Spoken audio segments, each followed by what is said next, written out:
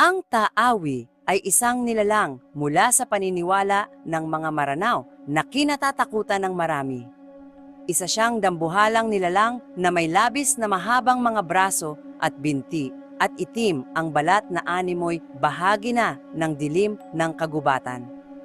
Nananahan siya sa pinakamalalalim na bahagi ng kagubatan at lumilitaw lamang kapag gutom.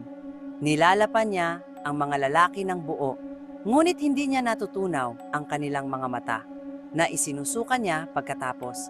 Samantalang ang mga babae naman ay kanyang dinadala sa kanyang lungga upang gawing bihag. Sa kabila ng laki ng kanyang katawan, sinasabing si Taawi ay singbilis ng hangin at ang kanyang pagdating ay sinasabayan ng kulog kahit walang bagyo. Isa siyang paalala ng karahasan ng kalikasan at ng mga panganib na nagkukubli sa kadiliman.